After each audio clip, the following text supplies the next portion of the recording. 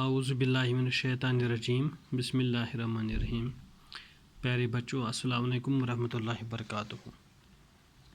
Class 8 subject geography, topic text book questions of human resources. Human resources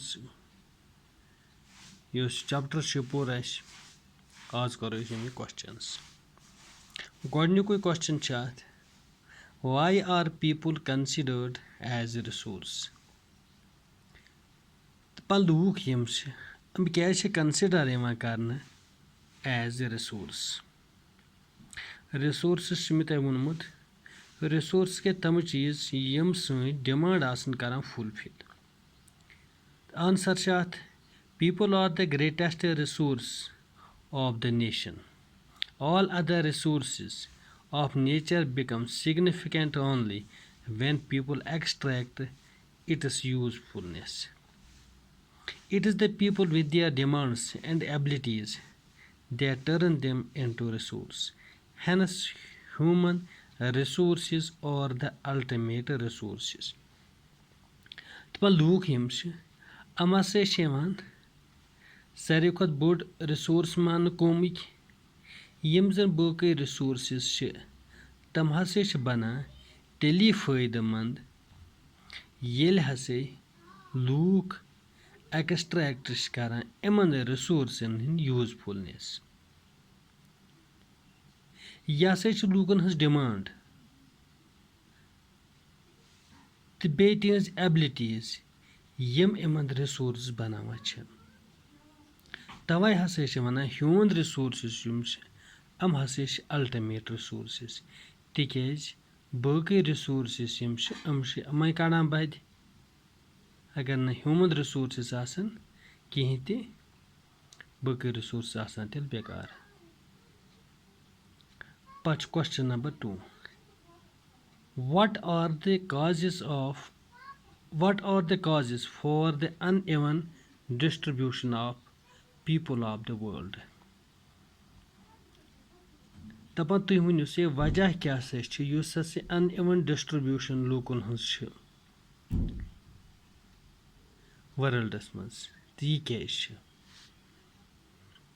uneven मतलब गो हिशी distribution प्रथ कुन जाए कहीं ते कैसन जायन ज़्यादा आबादी, कैसन जायन कम आबादी, कैसन जायन नी कह वजह क्या people distribution in the world is uneven of the factors geographical and social factors। दपान युस यह लूकन हज डिस्ट्रीब्यूशन यह क्या अनइवन, यह क्या हिशी कि अत हसा कह फैक्टर्स रेस्पॉन्सिबल अम खतर जियोग्राफिकल फैक्टर तो बे सोशल फैक्टर। तो जियोग्राफिकल फैक्टर्स मज क्या क्या अत मज टोपोग्राफी क्या गई अत मज कुस कुस चीज़ इफेक्ट कर अत यह परो।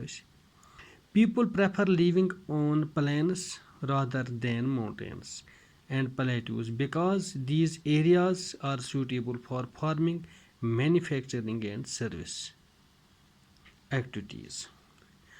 तो टोपोग्राफी अत मज कर लूक हसा प्रेफर कर तमन जायन बिहुन यम चाह प्लेन्स आसन पहाड़न पे कर लूक प्रेफर बिहुन कह एंड प्लेट्यूज कैज अम जाय तिमन खतर आसान सूटेबल कहीं ते यम जाय तिमन खतर सूटेबल आसान एज प्लेन्स अत हेकन तम फार्मिंग ते करित, मैन्युफैक्चरिंग ते हेकन करित, बेश तिमन आसान अह जाय सर्विस एक्टिविटीज तिमन मैसर आसान अत। तो दुयम जियोग्राफिकल फैक्टर्स मज water. People prefer living in areas where fresh water is available easily। Look तह जाय कर प्रेफर बिहुन यह जाय तिमन आब आस मैसर। दुयम फैक्टर वाटर। पच सोशल फैक्टर्स। सोशल फैक्टर्स मज social areas of better housing, education and health facilities are more densely populated. تم جایہِ یِمن جاین better housing آسہِ ایجوکیشن آسہِ better مِلان ہیلتھ ایکٹیویٹیٖز آسن یا ہیلتھ سٹنڈاڈ یتھ جایہِ اصل آسہِ یِم جایہِ چھِ آسان ڈینسلی پاپولیٹڈ یعنی یِمن جاین چھِ لوٗکھ کران زیادٕ پریفر بِہُن ایگزامپل چھُ پوٗنے تہٕ اِکانمک فیکٹٲرٕس یہِ چھِ یِوان سوشل فیکٹٲرٕس منٛز